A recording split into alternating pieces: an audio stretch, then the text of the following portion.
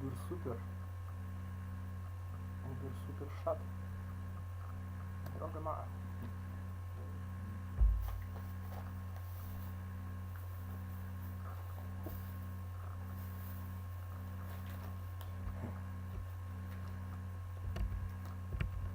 Эй.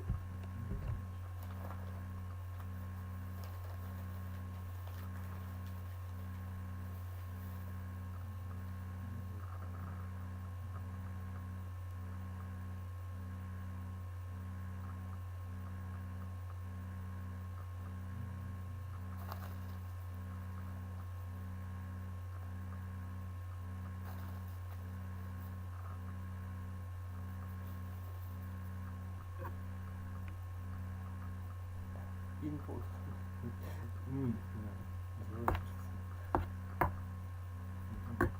Так нет. Так да, такие же все, да, вот я понял. Да, все серьезно, ты не шутишь, что ли, с нами?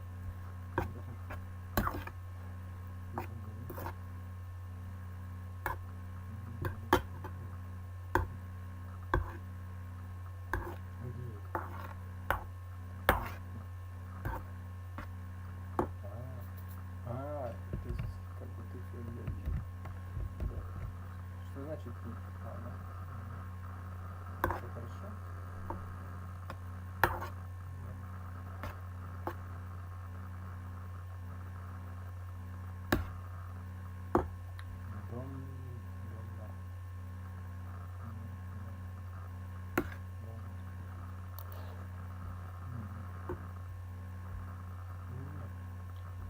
Ну ладно.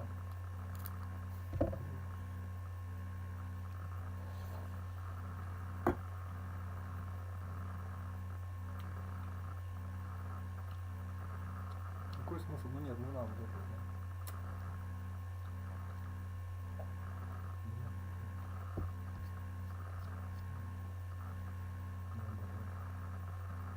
Ну типа это уже.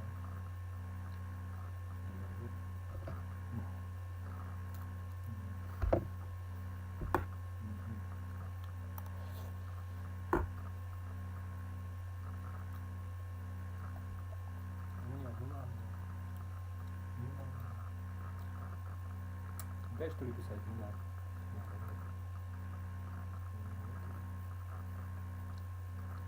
Здесь понимает, еще вопрос понимает его.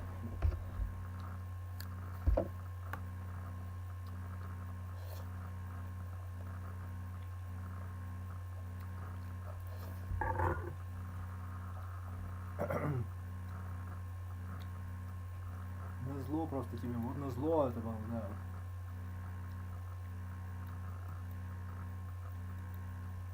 Да, да.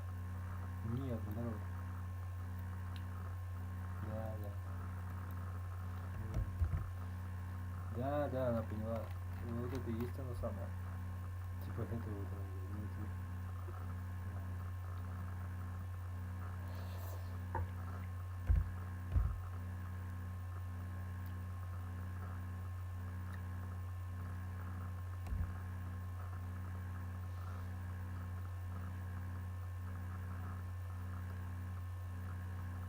Я не здесь причем. Как?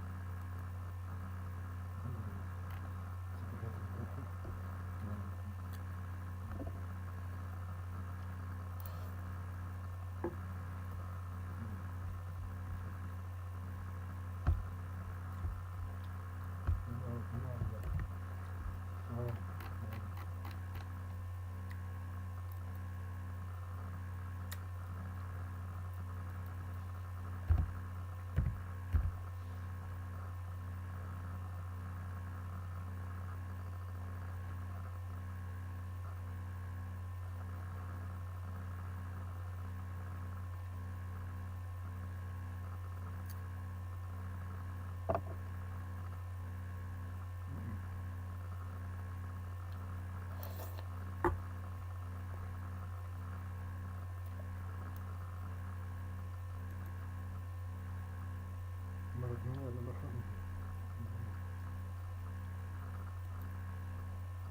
Понимаешь?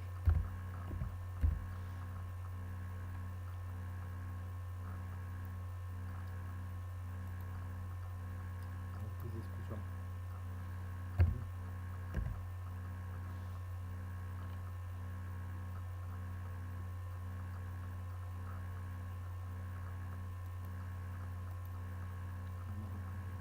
Так нет, нет.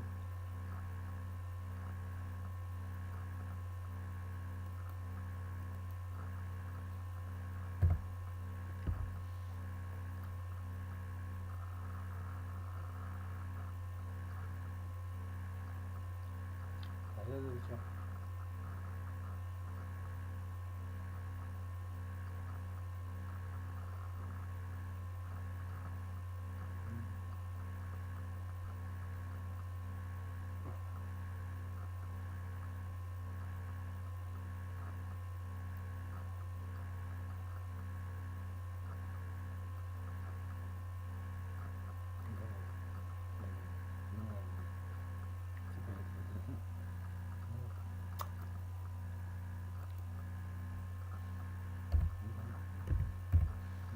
Здесь тоже все такое.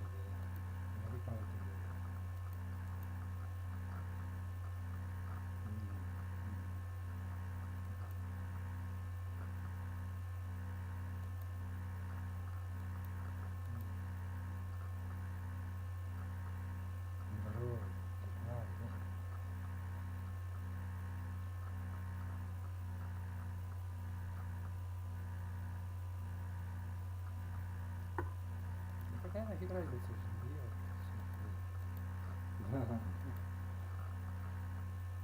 Нет, и что там? Так нет, там уже писал уже.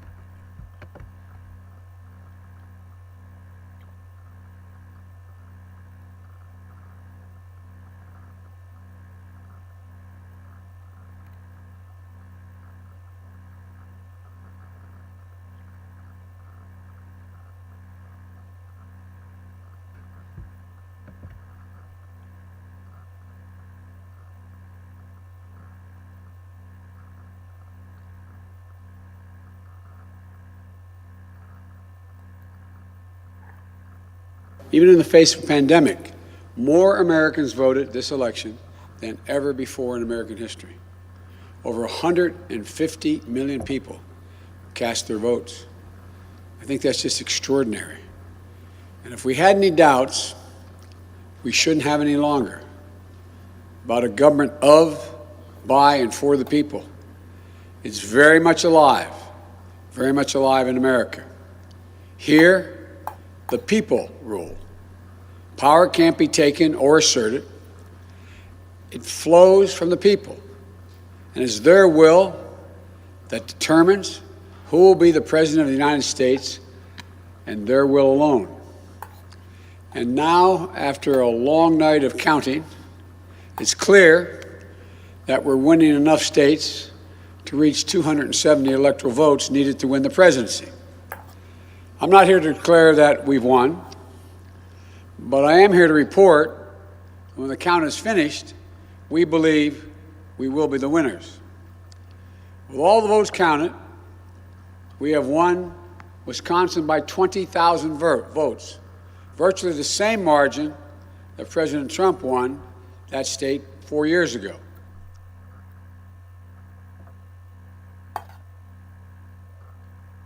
Thanks for checking out guitartricks.com recently. Quick question. Et nous retrouvons tout de suite notre invité, Paul Shore. Bonjour et merci d'être avec nous. Vous êtes maître de conférence en civilisation américaine à l'université Paris 7. Donald Trump s'est exprimé hier. Il a annoncé assez rapidement qu'il avait gagné alors que le dépouillement est à l'heure actuelle toujours en cours. Il a parlé de fraude, a menacé de saisir la Cour suprême. Des recours en justice en disant ont été déposés. Donald Trump sème le doute et se sert du mensonge comme mode de communication. Donald Trump fait du Donald Trump. Tout à fait. En fait, il avait même annoncé plusieurs semaines avant les élections que c'est ce qu'il ferait, puisque, en fait, on a beaucoup dit que les sondages s'étaient trompés. Cela dit, ce qui est en train de se passer en ce moment, c'est-à-dire que certains États, comme l'a dit le reportage, certains États ont d'abord donné Trump gagnant, et puis ensuite, les résultats s'inversent avec l'arrivée des votes par correspondance. The winds fanning these flames are expected to last another 24 hours. And in depth. We now have 2 vaccine trials on hold. Should people be concerned? NBC Nightly News with Lester Holt.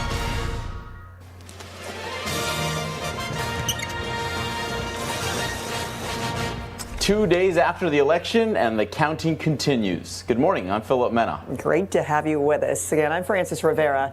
Joe Biden has gained the edge over President Trump as the final votes are tabulated. Here are the numbers. Biden projected to pick up right there 253 electoral votes to Trump's 214. Biden has earned more popular votes than any other presidential candidate in history. The Democratic nominee is leading the overall vote count by more than 3.5 million. Several battleground states are coming down to the wire, none more closely watched than Pennsylvania, which is too close to call this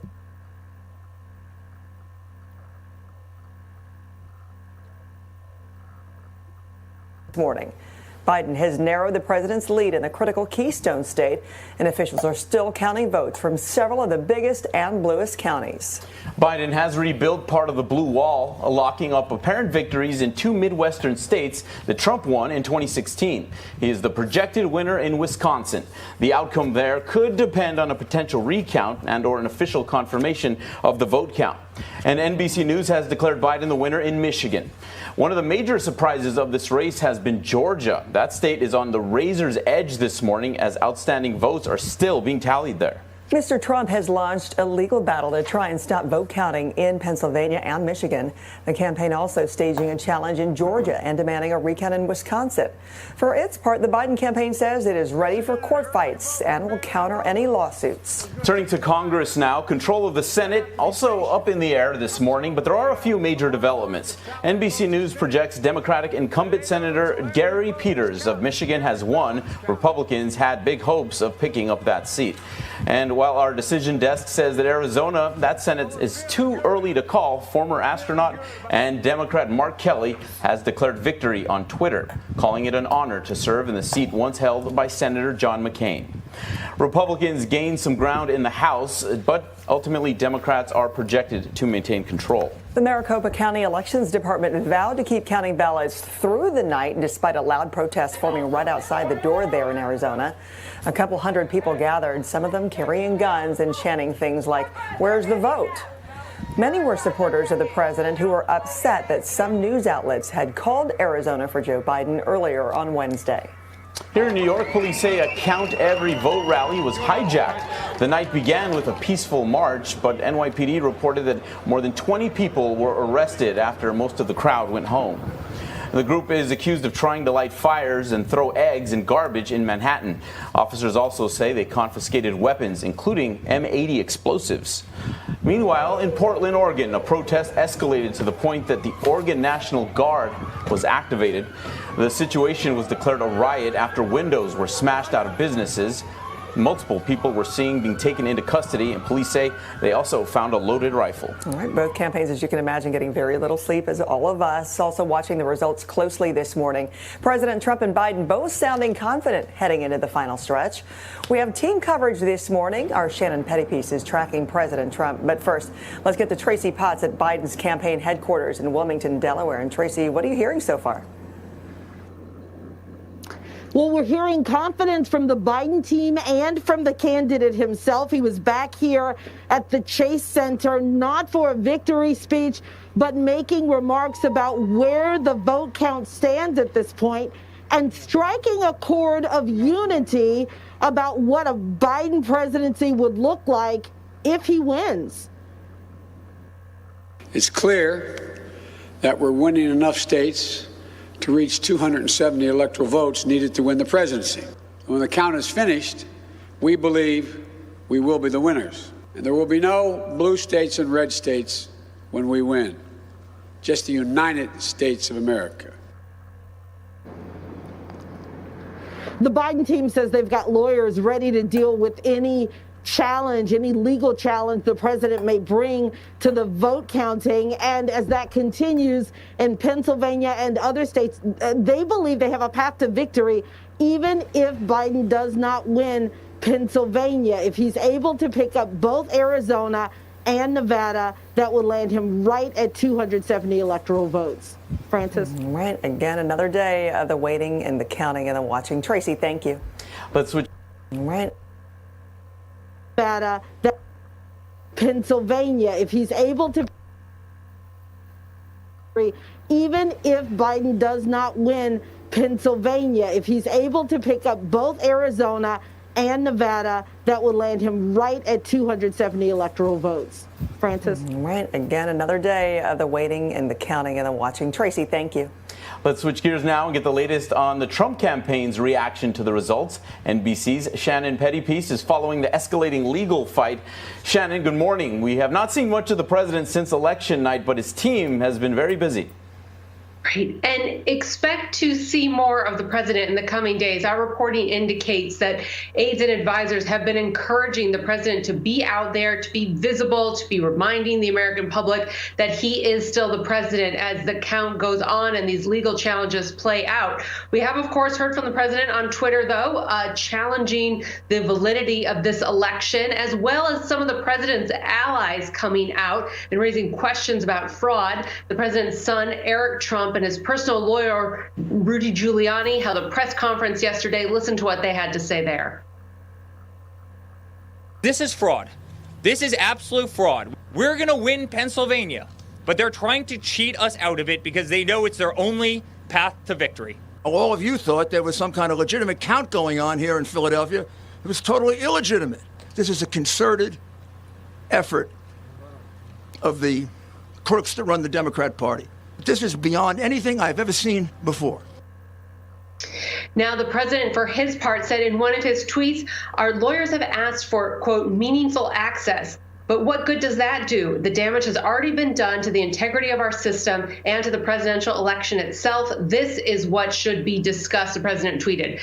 Now, as far as the actual numbers of votes that are playing out, the campaign sees promising signs in Arizona. They think they are cutting into Biden's lead there and that votes are breaking at the rate they need to be able to declare a victory there.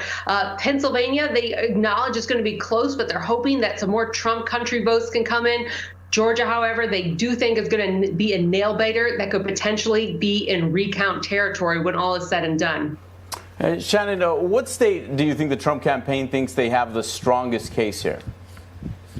Well, I mean, as far as total votes go, I think they feel they have the strongest chance in Arizona. I've seen a lot of people tweeting overnight, Trump's allies liking where those numbers are going, seeing them cutting into the margins there. Legally, though, Pennsylvania, they have been going after really hard. They want to be able to stop ballots from being counted that came in after 8 p.m. on Election Day. It's something they were fighting before the election, though, to no success, and it's unclear if they're going to have any better chance now at getting those sort of late coming in absentee ballots, getting those from being thrown out of the tabulations. All right, Shannon, thank you so much for joining us this morning. Well, clearly, still a ways to go in Pennsylvania. And you've just heard, it's a state that the president is counting on to put him over the top, especially with those legal battles. And it's not a surprise it's taking this long. NBC's Stephanie Gosk is there with details. In Pennsylvania, they keep counting and counting hundreds of thousands of mail-in ballots. I know it's tough for people to wait, and people are frustrated by the wait, but that is currently the situation we are in. I would ask that people be patient. The largest number of untallied votes remains piled up in and around the state's biggest cities, Pittsburgh and Philadelphia. Statewide, 2.6 million votes were received in the mail, an unprecedented number. And by law, the counting could not begin until Election Day. Counting votes cast by mail, if you're going to do it right and you're going to do it accurately, because there's no other choice, takes a little bit of time. Pennsylvania Governor Tom Wolf anticipated the timing, even running an ad in the build-up to the election. Counting that tremendous number of ballots will take more time than we're used to. We may not know the results today. He looked to reassure the country. I will do everything within my power to ensure that the results are fair and that every vote is counted. President Trump's numbers were strong on Tuesday, especially in rural counties. The mail-in vote has so far favored Joe Biden, but there is a lot of ground for him to make up. Mail-in votes are still coming in. They'll be accepted until Friday at 5 p.m. as long as they were mailed on or before Election Day. Stephanie, thank you. Shifting now from the polls to the pandemic. For the first time ever, U.S. coronavirus infections have reached a record 100,000 new cases in one day, and we're now inching our way toward the 9.5 million mark. This is hospitalization surge across the Midwest and the Southwest. Our Miguel Almaguer has more. In battleground states like Arizona, Wisconsin, and Texas, COVID was top of mind for many Americans this election, but it's front and center every day for doctors like Jason Mitchell. This is the highest volumes that we've seen throughout this pandemic. As many focus on election results, first responders are still struggling to save lives, with COVID cases climbing in 43 states. We cannot afford to lose any more lives. Colorado is now accepting patients from outside its borders, but like other regions, they too are facing a 100% spike in new cases. Though the mortality rate has improved, the volume in cases is accounting for an increase in deaths in 32 states. And now, according to the American Academy of Pediatrics, child COVID cases hit their highest one-week mark since the start of the pandemic, though fatalities are rare. But the virus is still devastating. Jennifer Silik-Padana lost her parents in April. Married nearly 50 years, they died within days of one another. It is a pain that I can't even begin to describe because there are a lot of days that it doesn't seem real. For so many Americans, well after the election ends, the toll of the virus will still be felt. Miguel Almaguer, NBC News. Okay, a nice little short break from our coverage during the election to see how our Thursday is shaping up weather-wise. Here's Janessa Webb. Hi, Janessa. Good morning. Hi, good morning. Good morning, everyone. This is your moment of peace. We have a very quiet weather pattern across the lower 48, watching the northwest with a few showers. But first, let's talk about the northeast. You are waking up to temperatures. They're in the upper 40s to lower 50s. And that warm air, it's going to continue to shift into the Midwest, the northeast by later on today. Look at the 70s. It continues to be a takeover for Denver today, a high of 74 degrees. That's nearly 15 degrees above average, and even for Chicago, lower 70s, 73 for Little Rock, even Boston today in the upper 60s. This warm air, it's great news. It's going to stay in place for your weekend, and you can expect a lot of sunshine even for Washington, D.C. Saturday afternoon, we're in the lower 70s. This is kind of where we're seeing a pattern of a risk of some fire danger across the mountainous areas of the Northwest. That's a look at the big weather story of the day. Here's a closer look at your day ahead. Our temperatures across Charleston today, upper 60s. We're in the lower 70s for Richmond, a ton of sunshine. And this is record-breaking heat that we continue to see for the Plains, Minneapolis today, upper 60s. We'll talk about that rainfall for the Northwest coming up. All right, Janessa, thank you. There is a new 007 on the silver screen, and she's making history. Lashana Lynch confirmed in an interview her character in No Time to Die will be the first black female 007 in the franchise's history. Lynch is known for her role in Captain Marvel, and she said that she's reminding herself that she's part of something that'll be very, very revolutionary. I shall kick some butt to doing it. We're still ahead. You are getting the best. SNL announces its show-stopping musical guest. And the X Factor in Florida for President Trump, the big swing for Latino voters. Next.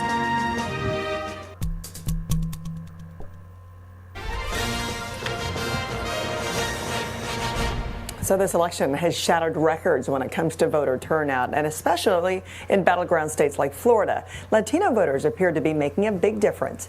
NBC's Kerry Sanders is on the ground for us in Miami. President Trump's supporters of Miami's Little Havana celebrating after the president snagged an even bigger win in Florida than in 2016, largely thanks to strong support among Latinos, nearly doubling his vote totals in heavily Cuban-American Miami-Dade County. Joe Biden es el candidato del castrochavismo. Trump's campaign effectively likening Biden to Cuba's Fidel Castro and Venezuela's Hugo Chavez. Our ancestors fled communist regimes, so we were not going to take any of the lies that Biden and his party were offering. I think the two words socialism and communism in the Hispanic community mean the same thing. It's frightening, it's dictatorial, and it cost Biden. Political consultants say the Biden campaign should have more effectively disputed that socialist label. Is there a lesson to future candidates about the Latin vote? I feel like the Biden campaign did what they needed to do at the bare minimum. These community groups in Florida told me they've had more money than they had ever dealt with, but they got it all in the last 3 weeks. That's the problem. Too late. Too late. Joe Biden underperforming in other states too, like Texas, where in the largest Hispanic county, he won by just 5 points. Hillary Clinton had won by 60. Alexandria Ocasio-Cortez tweeting, the results sound the alarm about Democratic vulnerabilities with Latinos, and that effort hasn't been put in. A warning to all politicians, ignore the Latino.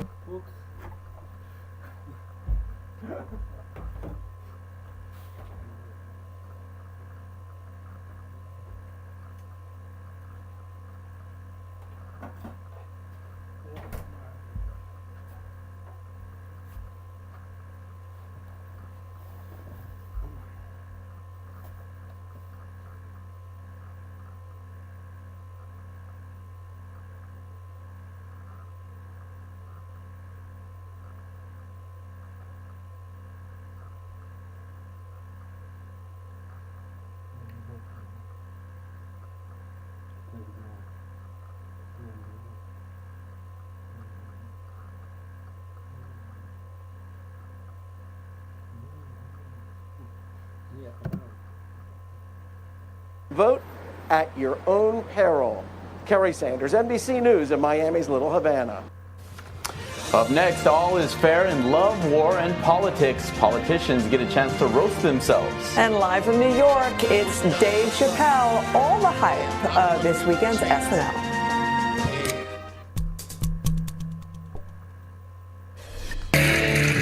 Bernie Sanders seems like the type of guy who'd return a single piece of fruit to Walmart and hold up the line for an hour. Well, not quite, but I do hope that the workers in Walmart can eventually earn a living wage with decent benefits. Elizabeth Warren is what happens when Jan Brady grows up. Mayor Pete looks like Howdy Doody, if Howdy Doody was a narc.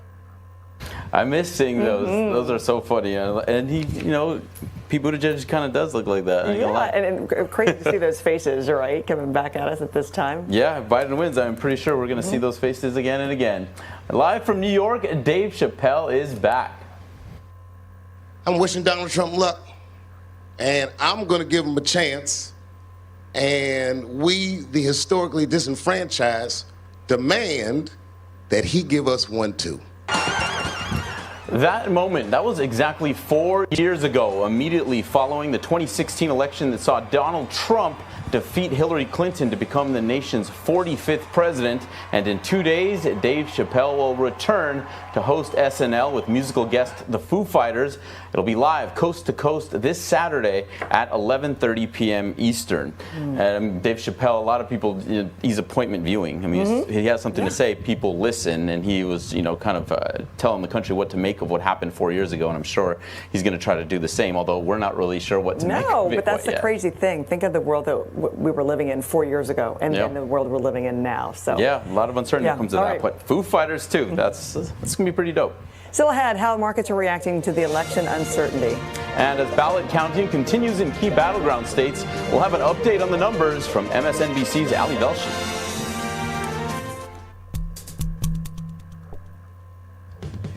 Good morning, friends. This is much needed rain for the Northwest. We do have a small risk for some fire dangers for Southern California. It's going to be wiping that out due to the rainfall that we're going to see for coastal areas of Washington to Oregon, potential of 2 to 3 inches. All right, Janessa, thank you. The surprising reaction on Wall Street to this election cliffhanger we got going on. That's next here on Early Today for Thursday.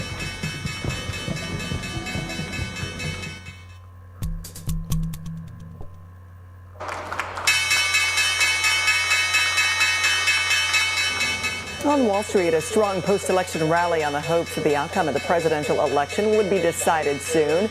The Dow is up 367 points, the S&P rose 74, and the Nasdaq added 430. Right now, Dow futures are up over 250 points as investor optimism extended into after-hours trading. We are still awaiting vote results from a handful of battleground states at this hour. Let's bring in MSNBC's Ali Velshi, who is at the big board for us this morning. Hey, Ali, good morning. So what are the numbers telling us? Good morning, Philip. Good morning, Francis. Let's look at this. We need 270 electoral votes to win. Right now, Joe Biden has 253. Donald Trump has 214. And these gray places on the map are the ones we do not have complete results for. So let's just go through them very quickly. Alaska has mostly mail-in ballots, so we're not going to see those for a while. But the expectation is it'll likely go Republican. Right now, Joe Biden is leading in Arizona. I will say, as reports are coming in, his lead is shrinking. But for the moment, we're going to put that in Joe Biden's column. Nevada also leading Democratic. You can see that just Nevada and Arizona get Joe Biden to 270. But just let's take those out of the mix for the moment while they're undecided. We've got Georgia. We're still waiting for votes for. Both Democrats and Republicans are hopeful about it.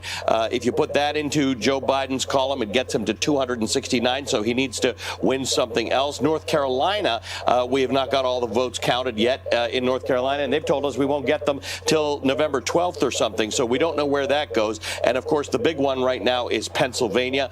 Pennsylvania, in fact, let me just take you in there for a second to show you what it looks like. Pennsylvania right now, 89% of the vote is in, but we're still expecting more than 800,000 votes right now. Donald Trump is leading marginally, 164,000 votes. They've claimed victory in Pennsylvania. The issue is that there are outstanding votes in Allegheny County, which is Pittsburgh, and Philadelphia County and the surrounding counties, which is Philadelphia. So that is what we're waiting for. There are currently a few paths of victory possible for Joe Biden. There are 3 ways that Donald Trump can win, and that's what we're waiting for. Oh, well, we thank you for the breakdown, especially at this hour, to clear our minds and a better understanding of it. Happy to have you with us, Ali. Appreciate Good to see you guys. All right, so it looks like, among all. Question, want a free guitar? Yeah, you heard me right.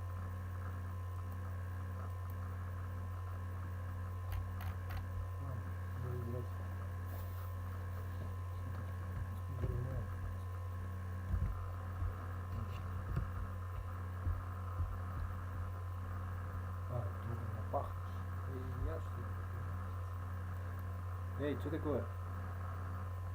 Зачем открывать почту?